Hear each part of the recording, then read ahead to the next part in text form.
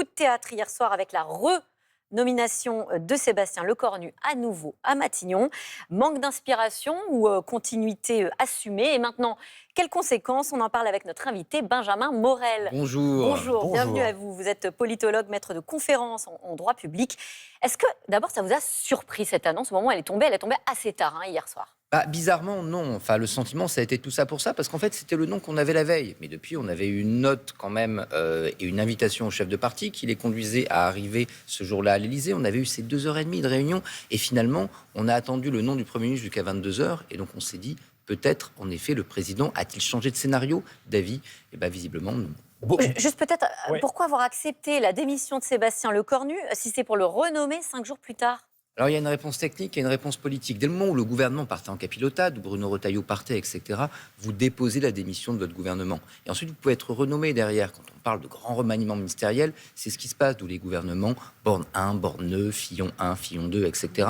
Donc ça, c'est plutôt classique. En revanche, là, on a un Premier ministre qui était extrêmement affaibli, qui n'était pas parvenu à construire de majorité pendant 26 jours. Et donc le fait de le renommer, alors que ce qui avait été contesté, y compris dans les rangs de la majorité, c'était qu'il était trop proche du chef de l'État, ça c'était quelque chose qui était tout sauf évident. Et en effet, à ce moment-là, le renommer est la preuve d'un choix politique qui est possible, mais reste quand même ce matin discuté. Et beaucoup de Français, d'ailleurs, parmi ceux qui nous regardent, ne vont sans doute pas le comprendre. Et ça, c'est pas un commentaire politique. Il y a 5 jours, Sébastien Lecornu démissionnait. Il disait qu'il n'avait pas les moyens de mener son action. Comment expliquer 5 jours plus tard, alors que manifestement pas grand-chose n'a changé, que lui peut désormais mener cette action? Comment on va le justifier, ça? Alors, ça va être la grande question en réalité, parce que derrière, il y a des pactes, des discussions, etc., pour solidifier le socle commun qui n'a plus grand-chose d'un socle et qui est encore moins commun, pour essayer de dealer avec les socialistes un pacte de non-censure. Tout ça, entre guillemets, a été en cours hier. Et donc, ça peut peut-être, potentiellement, éventuellement,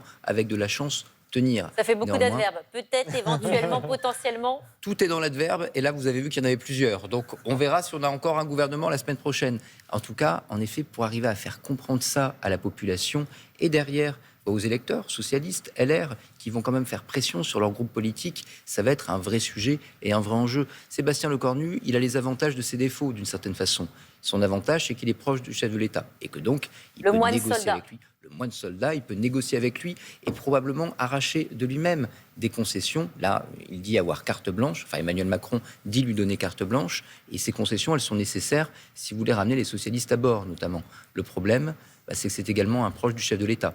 Parce qu'en étant un proche du chef de l'État, il apparaît comme en lien direct avec l'Élysée. Et ça, soutenir quelqu'un de très proche de l'Élysée, c'est quelque chose qu'avait exclu les LR, qu'avait exclu les socialistes, et qu'on avait même exclu au sein du socle commun de la Macronie. Vous voyez des personnes comme Gabriel Attal, vous voyez des personnes comme Agnès Pannier-Runacher qui disaient, en fait, non, on ne veut pas d'un macroniste à Matignon. C'était bizarre, mais ça se comprenait dans le contexte. Finalement, c'est le premier des macronistes, celui qui avait démissionné, qui se retrouve aujourd'hui à Matignon. Et dans ces conditions, avec les réactions, notamment côté Rassemblement national, on parle de honte démocratique chez LFI, de bras d'honneur aux Français, comment éviter la censure?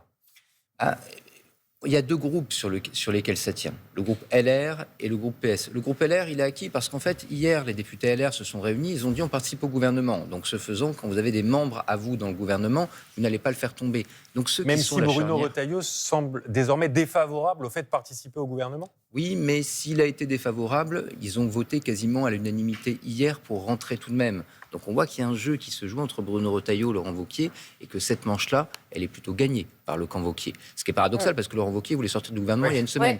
Mais si les Français nous suivent encore sur cette jeu très politicienne, que nous-mêmes, il faut être clair, nous avons parfois du mal à suivre dans les tergiversations, eh bien on en est là aujourd'hui. Le vrai groupe charnière maintenant, c'est le groupe PS.